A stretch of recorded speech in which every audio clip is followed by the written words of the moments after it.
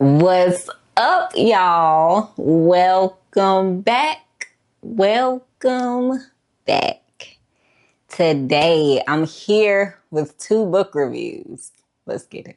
Favorite reader, that's who you are. Traveling near, traveling far. Through every chapter, you're the star. Favorite reader, that's who you are. Okay, so let's talk about book clubs for a minute. Book clubs are great. I am in too many and I need to start dwindling them down. And because of this video, I already know the one that I'm gonna dwindle down. Like I want to cut out two, but I already know for sure the one I'm gonna cut out because of the books I'm about to talk about in this video. So the first book I'm gonna talk about is a book club pick for my neighborhood book club. The second book I'm gonna talk about is a book club pick. Wait, let me flip that. The first book I'm gonna talk about is a book club pick from my local library. The second book that I'm gonna talk about is a book club pick from my local neighborhood. One was good, one was not, in my opinion. So let's just jump in. The first one is from my local library's book club. I joined that haphazardly like 2 years ago. It was on and off, and some books were hits. Actually, maybe like one book was a hit, and the rest was just like, it's a book. This one, I think, solidified the fact that I won't be joining another month with this book club. Not because not because I don't like the group, but the book is not worth it to me. Like, consistently, I'm getting books that I don't like, like, no matter what. And it doesn't matter how diverse it is, how much up my alley it is. It doesn't matter if it's a subject matter that I like. Somehow we are always reading books that they love and I just really don't like. And that's okay. That's good. I gave it a good shot. I did put forth effort. The books historically that I really, really didn't like, I didn't really make an effort to go to the in-person book club meetings, but we do have like a chat and I talked about it there. But the group is great and they love this book that I'm going to talk about. And I did not. I actually really disliked this book. That is Salt Crop by Yumi Kitase. I thought I would like this book. I thought this would be one of the ones where I was like, you know what? Yeah, I'm so glad. The good news, let me say the good part first. The good part is this book was not on my radar. And when I first read the synopsis and I like talked to people about what the book was about, I thought I would be interested. And I was genuinely excited that I was like introduced to a book I wouldn't have read otherwise or even known about otherwise. And then I read it and it just wasn't it for me. It was not it. And time is precious and valuable. And while I like the group, I'll probably still stay in a group chat and just see like, what's up. I actually told them that I was going to be making this video because I was the only one that didn't like it. I was the only one that didn't like it. But first of all, let me tell you what initially grabbed my attention. One, I know this is petty, but all throughout the book, and I really like this, there's like illustrations of waves like throughout the book and even at the startup chapters, and there are waves at different like stages. So even if I go back, so wait, like look, I like that. And I know that's probably something so small, but when I first opened it up, I was like, ooh, that's unique. That's cool. I like it. And then when I read the synopsis, I saw words like in Earth's not too distant future. I'm like, okay, cool. I saw 3 sisters and one of them is a skilled sailor. I said, okay, cool. Makes sense why the little sailboat on there. Okay. I read Nora left home a decade ago in pursuit of a cure for failing crops all over the world. I said, oh, interesting. Okay. I read they must put aside their differences and set across the sea to find a sister. Sounds good, right? I read this. The farther they go, the more uncertain their mission becomes. What dangerous attention did Nora attract, and how well do Skipper and Carmen really know their sister or each other? That sounds good. Sounds like the makings of a really good book. I knew somebody in the group had already read it, and they said it was like literary. So I'm like, okay, cool. This is going to be so good, in my opinion. The characters, there's three sisters. The youngest sister is a sailor. And she's like, every sister has like your like stereotypical sister positioning trope. And there is truth to that, like in real life. So you got the eldest sister, then you had the middle child, and then the youngest child. And the youngest child is a skilled sailor, but she's like the one that stayed at home, the one that's like a caretaker, the one that seems kind of lost, and life is slowly passing her by, but she wants something else, but she kind of scared, and what's holding her back. Then you got the middle child that's kind of doing what she want to do. She's doing what she want to do. She's a little outspoken. She's like comes and goes as she pleases. She like whatever. And then you have the oldest, who is like the more responsible one, the one that's off trying to cure the world. She is like trying to cure the world. Okay, she's sending money home. She's out there trying to make a difference, and she's very much that eldest sibling. Here's the problem with that. With all that being said, the makings of a good book, okay?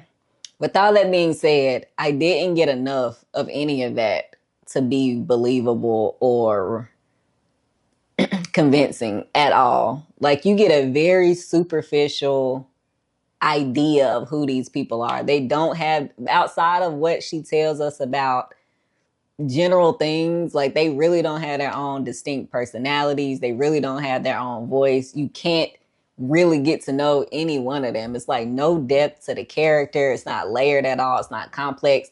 And then when I read the synopsis, I thought, my kid's loud. When I read the synopsis, I thought, okay, they're sisters. They think they got to put aside their differences. So there are differences, which means it's a little complicated. It's a little complex.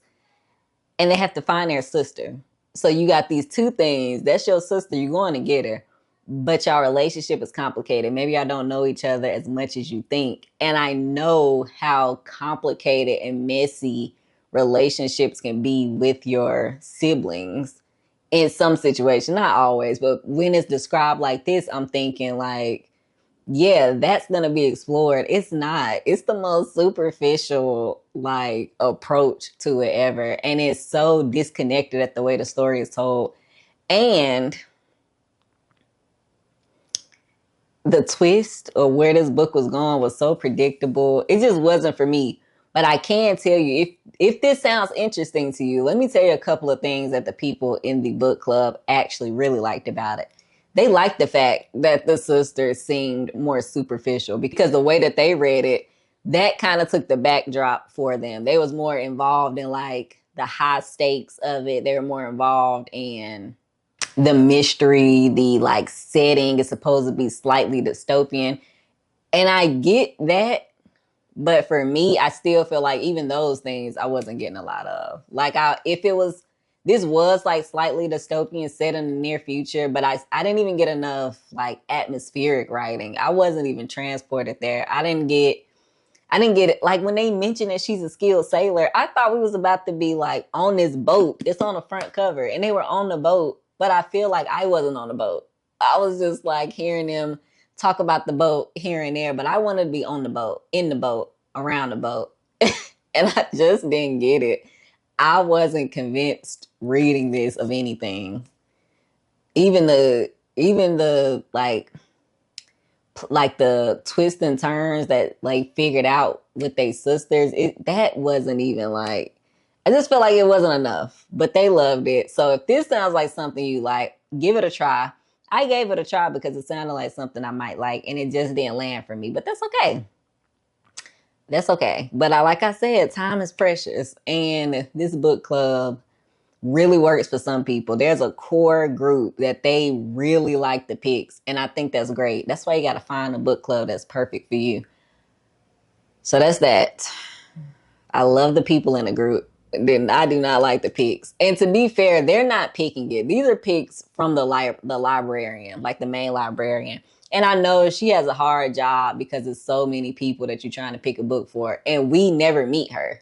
So there's somebody else. The librarian picks the book. I know her, but she like I'm there all the time. But she's not even in the book club meeting. She's not getting feedback. She's picking this just based on whatever knowledge she has. And so it really does land for some people. But for me, it's not it. So yeah, that's Salt Crop. But honestly, I really like this cover. That added to it too. The cover's gorgeous. So that's the book that didn't work out for me in the book club. And I knew I needed to drop a book club anyways. I'm in too many. And they got to start dropping off. And this kind of put the nail in the coffin for that one. So there's that. On the other hand, it's kind of early because this book club just started. That's my neighborhood's book club. And it's brand spanking new. Brand new. This is the first book. So they don't have a track record. I can't say what the future is going to hold. But right now, what I can say is I went in with the opposite expectation than I did with Salt Crop. With Salt Crop, I expected to like it. I said, I really think I'm going to like this, and I didn't. With this one, I went in expecting to not really like it. I thought it was just going to be like checking off a box. Like I'm here, but this is not my cup of tea. And I thought it would be okay. I didn't think I would dislike it. I thought it would just be like, I can take it or leave it, whatever. I read it out of obligation. It shocked me. That is The Nightingale by Kristen Hanna. This shocked me. And you know what? This book centers 3 sisters. This book centers 2 sisters. And what I said that book was missing, where there was no depth in the relationship, even the complexities weren't explored. You didn't have enough meat to bite onto when it came to like looking at why the sisters might have been who they are, what they did, the backstory, what they have at stake and what they're risking. Like you didn't get to see them as people. These 2 main characters, they're people. So you have 2 sisters, Vianne and Isabel, and the story is told from both of their points of view, but only in the past. So you have a past setting that takes place during World War II, and then you have a present setting that takes place in like 1995. 2 main characters, they're sisters, and Vianne is like the rule follower. She's also the eldest, but she's like the rule follower. And you know what? Now that I'm thinking about it, this is a really good comparison of what didn't work here that did work here. The 2 sisters, one is the eldest, and then you have the baby, obviously. But the eldest is like the rule follower. She's responsible. She's made mistakes, but she's like, I got to move on. Like, the past is the past, kind of like, what are we here doing right now? Then you have the youngest sister, who is Isabel, and she is like the rule breaker. She is brave. She's outspoken. She is out in your face, kind of quick tempered. She has an opinion and you're going to know about it. And she's also the baby. So a part of like that accountability and responsibility is slightly lost on her, like slightly at first. Because when we are first introduced to them in the past setting, they're young. And even then, she like is very opinionated. She's very strong-willed. And she said what she said. But she also is that little girl that just wants the love of her dad. Vianne, the eldest, is also a little girl at heart that wants the love from her dad. But they show that in 2 different ways because they are 2 separate people in here. And it's very clear. And I think it was very convincing. Very convincing. This was like an emotional type read. This book takes place in a small town in France and is during the Germany invasion, where Germany is occupying their town. And this is during World War II. They are like, you can see the degrees of progression when it comes to one group, government, community, people oppressing another, how it starts off and how it quickly escalates. You get to see that degree of intensity. And I appreciated that perspective because it's not like a flick of a light switch. It is, but there's levels to it. And there's in their stages. And you really get to see that clearly with Germany coming in and Nazis coming in and what they did when they did it, even when they already knew what the end goal was at the end.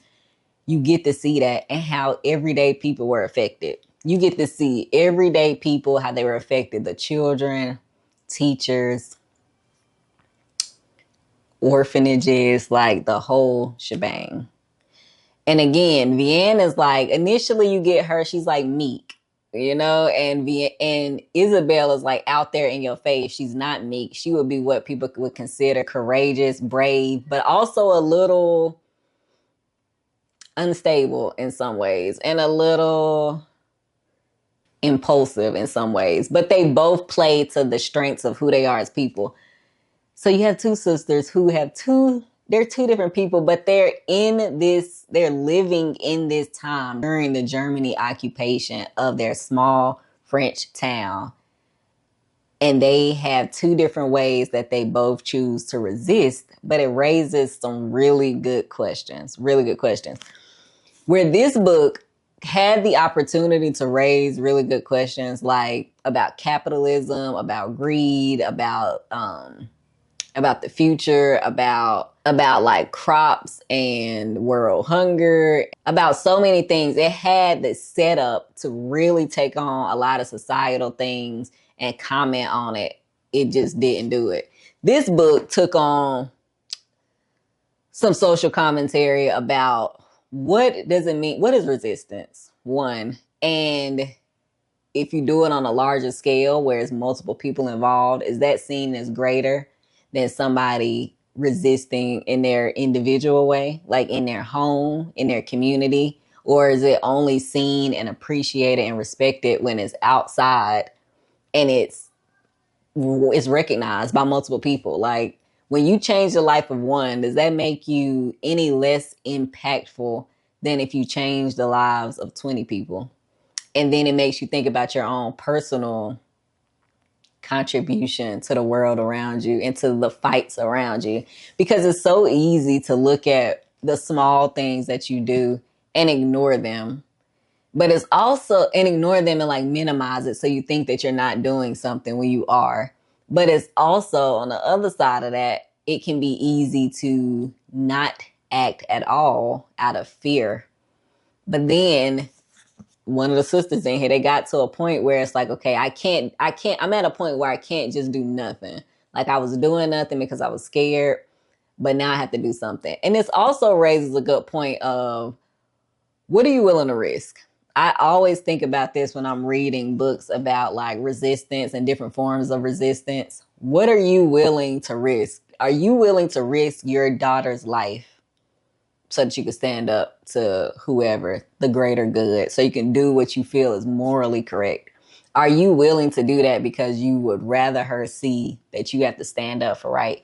Or are you like, look, my daughter's life, getting her to the next day is most important.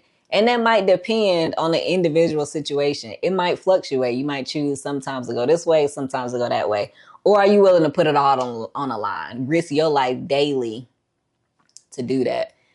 This just made me think about so much. I'm a mom, and I think about like what I would do for my kids that some people might not understand, and then what would I have to sacrifice when it got to the point where I'm like, I can't do that, or I can do that. And decisions got to be made, and you really have to weigh what's on the line. Horrific accounts of what Jews and communists and other groups of people was dealing with during this time, how they were targeted. And you know that I found myself at times reading this. I know what happened during World War II. Somebody right now reading this. And so knowing like why they're rounding up these people, why these people names might be here, why they have attention on this group of people, why this, why that, why they're trying to take resources. I know where this is all leading. So I'm reading this and I'm just like, oh my goodness, because you're watching, like, you know what's coming at the end, but you just watch these people that you like, these group of people in this town that have their own roles, and they got kids and this and that, and you just get to see what you know, like where this is headed, and you're just hoping like somehow it's not gonna go there. Like war is war, and who you are in war. This will show you, like, this makes you think about who you might be during war. It also is a good idea, like I said, of this balancing act of doing what's right and standing up for what's right and keeping your family safe. Because you have an obligation to do both. So it's kind of like, there's a balancing act to that. Great representation of that in here. Great representation of reconciliation, of love during the worst times. How love can be inconvenient, but it's love, and you can't control that. So yeah. Another thing that this book did that I think this book could have done is talk about the traditional gender roles and how they played a part in each story. It was absent in this, but there was an opportunity to have it. But it was in here when you think about women's involvement in the war, in their home, while their husbands are on the front line, what's expected of them, what people might see or not see, and the value that they have in a society that's literally being oppressed. All of that is in here. It's a book of survival, grief, sisters, complicated relationships, timing, personal responsibility, the community responsibility and accountability, like being a good friend. Oh my goodness. I didn't think I was gonna like this. And it just like, I don't even know what point. I got to a point when I first started reading it, I was like, okay, yeah, this is, it's all right. It's good.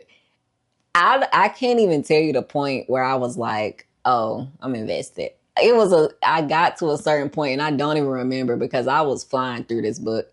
Yes, I have to discuss it in the book club, but I also really did like it and I didn't expect to. I think the fact that it was so shocking, it was a good book on its own, but I'm shocked that I just didn't see it coming. It hit me like a freight train. I did not see this coming. So heartbreaking. Think about the children growing up in here. You think about the children growing up in here, they're hungry. All the crops are diseased and they're dying of blight and people are trying to make it work. You think about the children growing up in here, they're hungry. And it's not because of disease. It's because somebody's systematically trying to starve them. And it's just like, bro, it's heartbreaking. I'm glad I read this. I actually have another Kristen Hanna book on my shelf because I got it from the library like 2 years ago and I never read it. But this makes me want to read it because I was like, you know what? Kristen did her thing with that. But that's it. Moral of the story, moral of the video. Book clubs are great because you get exposed to books you wouldn't have normally read. I wouldn't have read either one of these because I didn't know Salt Crop existed. And with The Nightingale, I didn't expect I would like it. I knew what it was. It's talked about a lot. It's a very popular book. People love it. People cry. People like get connected to it. And I was just like, I'm a pass on it. And I ended up reading both because of book clubs. So if you are on the fence about joining a book club, give it a shot. Give it a try. Because one of these was good. The other one, it wasn't for me, but so many other people in a book club liked it. So you just never know. That's it for this video, y'all. Let's see you on the next one.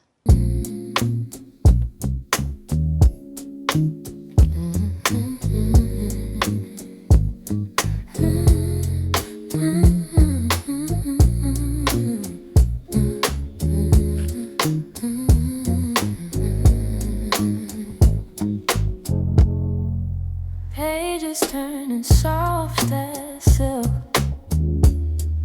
Stories flowing like warm milk.